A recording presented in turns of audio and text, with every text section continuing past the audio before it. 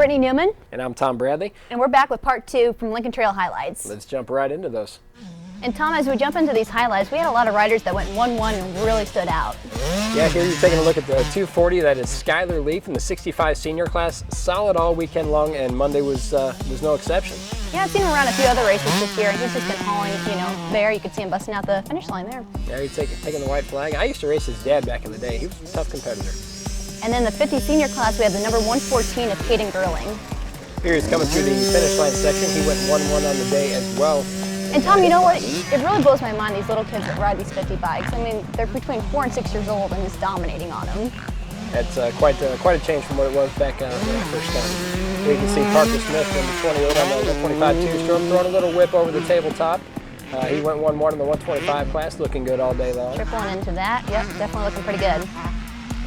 Also looking good in the super mini class here, the 510 on the Kawasaki. That is Carter Gordon. He was really flowing around the bomber track here at LTM. Whenever you talk to him around the race, he's just a really nice kid. His family's really nice, and I know he was working really hard to get faster.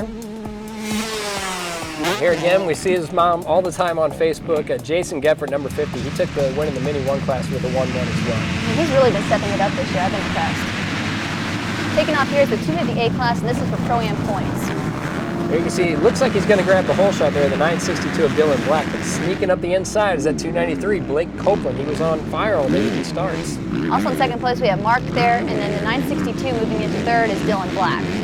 Here they're heading through the rhythm section. It's the most technical part on the new track at LTM, but really not too bad. Here you see Copeland coming down the hill, stretching out that lead. He was just on the gas today. And have you noticed he's gotten a lot faster this year? Yes, I have. He's really picked up his speed, and it seems like he did it overnight almost. Now, the one guy that you're going to want to watch in this race is the 118 of Quentin Jones. He's battling for 6th right now.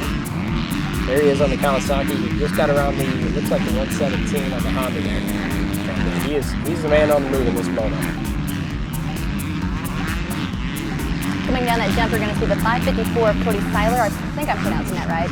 And then right behind him is the 118 of Jones, still on his way forward, followed by the 117. That's Cody Howard. And then also the 962 of Dylan Black moved back a little bit in this moto. Here again, you've got to look at Jones. He's moved up another spot. He's now in the 5th as he comes through the switchback section, coming back onto the start straight. And he's really moving forward. He's really on a roll. Here he's catching the 590 of Hunter Inman. And that's what's great about these longer motos. You really get to see the guys that are in shape that are going to keep charging throughout the moto. And it allows for a lot more things to happen when the longer motos are happening. Here we're looking at moto number 2. Once again, you see the 118, Quentin Jones coming down the middle there. Not quite the whole shot, but still top 5, decent start for him. And it should be noted that Copeland, who won our first moto, was buried on the start on this one. So that puts the overall up for grabs then. Here you can see Hunter Inman. I believe he finished 3rd the first moto. He's now leading the way.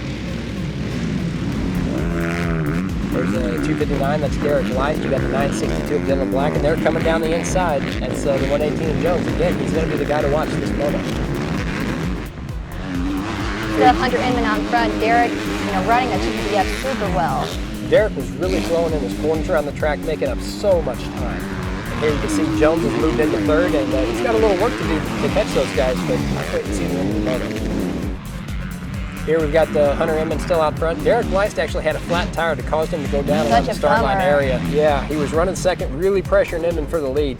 But here you can see Quentin Jones has now gotten around Inman for the lead. So after that mediocre start, 5th, 6th, 7th place, he's worked his way up and has now gotten around Inman.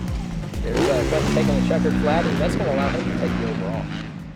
Well, I didn't get as good a start as I wanted to, so I had to work a little bit harder, but kept charging through. It kept getting there, getting a little closer. Derek Weiss slid out, so that made it a little bit easier. Once I got around him, I knew I still had to go quite a ways before I caught first. I just kept my head down and kept charging and hoped I didn't run out of time. I've just been wore out and sore all day. I'm not in shape for this yet. I found a few spots where I could stick him, and it stuck, so I let it happen. I wanted to get out front and go to sleep, and somebody else caught me. And that wraps up our highlights from Lincoln Trail, Tom, but if people want the results, they can do that online. Yeah, they can check out the Lincoln Trail's website at lincolntrailmotosports.com. And we still have one more show coming up. We were filming Sunday at the brand new track in DuQuoin, Illinois, the Indian Hills track. Now this was at the state fairgrounds, right? That's right, and it was very impressive, so you can check out that show, and then we also have another event that we're going to be coming to that we're going to be filming at. Yeah, that's right, June 9th, that weekend. Brittany will be at Balance MX in Bowling Green, Kentucky, so she'll be racing there, try to qualify the regional for Loretta Lynn's. So we look forward to seeing you guys there, and stay tuned.